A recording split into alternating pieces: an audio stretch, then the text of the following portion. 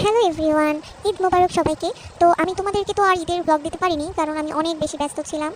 তো আজকে ঈদের তৃতীয় দিন, আমি আর আমার হাজব্যান্ড আমরা ঘুরতে বের হয়েছিলাম। আজকে ঘুরতে বলতে আমরা সারাটা ফাঁকা যে ঢাকা শহর সেটাকে ঘুরতে বের হয়েছিলাম। তো আজকে প্রায় আমরা ঢাকার অর্ধেকটা ঘুরে ফেলেছি, একদম তোমার রামপুরা থেকে শুরু করে যত যা আছে সব ঘুরে ফেলেছি। রাস্তাঘাট দেখো এত বেশি ফাঁকা, এত ফাঁকা। আমি মানে এই ঈদের সময়টা আমি খুবই পছন্দ করি ঢাকাতে থাকার জন্য, কারণ সবাই ঈদ করতে গ্রামে যায়, আর সেই ফাঁকেই ঢাকা শহরটা একদম খালি থাকে। রাস্তায় কোনো জ্যাম থাকে না, একদম মানে কি বলবো, এত ফাঁকা থাকে যে যেখান থেকে সেখানে তুমি চলে যাবা মাত্র 10 মিনিট 5 মিনিট লাগবে, যেখানে যাইতে তোমার লাগতো 2 ঘন্টা।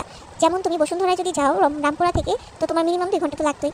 আর আমরা ঈদের সময় যদি যে 10 মিনিট, মাত্র 10 মিনিটে, অবিশ্বাস্য 10 মিনিটে তুমি চলে যেতে পারবে। দেখো রাস্তা মানে কোনো গাড়ি নাই বলতে গেলে, আছে 2-3টা মানে যারা আর কি আমাদের মতো ঘুরছে একটু ঈদের সময়, তাদের একটু গাড়ি দেখা যাচ্ছে। এছাড়া আমরা মানে এত ভালো ভালো জায়গা পাইছি।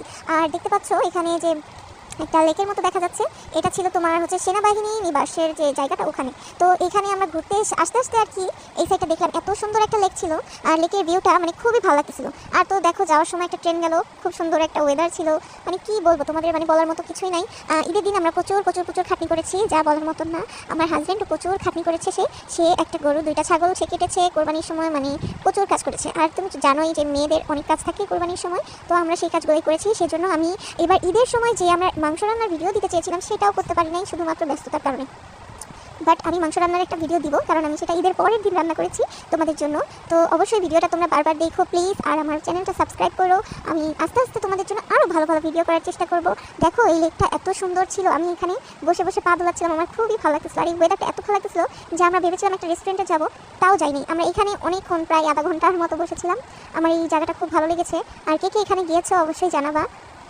তো এই আর কি, এরপরে হচ্ছে আমরা আরেকটা জায়গায় যাওয়ার উদ্দেশ্যে যাচ্ছিলাম।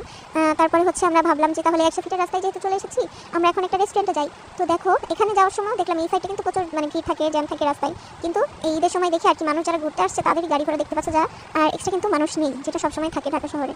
সো ফাঁকা ঢাকা শহরে ঘোরার মজাই আলাদা। তো আমরা যাচ্ছি, আর এই প্রাসাদটা দেখতে পাচ্ছ, প্রাসাদটা কেন জানি আমার খুবই ভালো লাগে, বাট এটা কারোর বাড়ি নাকি কি সেটা আমি আসলেই জানি না। তাও তোমাদেরকে একটু দেখালাম। আর রাস্তাটা খুব ফাঁকা ছিল, আবারও বলছি। এরপর আমরা চলে গেলাম যে এখানকার একটা শেফ টেবিলে। তো ভাবছিলাম কি খাবো, বাট ওইখানে গিয়ে দেখি এত পরিমাণে ভিড় মানুষের, মানে ওখানে বসার মতো একটাও সিট নাই। মানে মানুষ যত চলে গেছে ঢাকা থেকে গ্রামে, তারপরেও যে এখানে এত পরিমাণে ভিড় বলার বাইরে, প্রচুর মানুষ ছিল, প্রচুর মানুষ ছিল। তো আমরা গাড়িটা সুন্দর মতো পার্কিং করে এখন ঢুকে পড়লাম। দেখো প্রচুর ভিড় মানুষের, আর খাবারের জায়গায় তো বসার সিটই পাবা না, যত 2 ঘন্টা হোক আর 3 ঘন্টা হোক বসার জায়গা পাবা না। আর বসতে হইলেও যারা খাইতে বসছে তাদের মাথার উপরে গিয়ে দাঁড়ায় থেকে বসতে হবে। তো আমি আর সেই কাজ করি নাই, সো আমি বসার জায়গা পাই নাই। আমি শেষমেশ পাইছিলাম, ভাবলাম যে আপাতত একটু পাস্তা খাই, তো সেটাই অর্ডার করে দাঁড়িয়েছিলাম। তো সেটা দেওয়ার পরে পাশে একটা টেবিলের মতো ছিল, সেখানে গিয়ে সুন্দর মতো একটুখানি খাইছি, বাট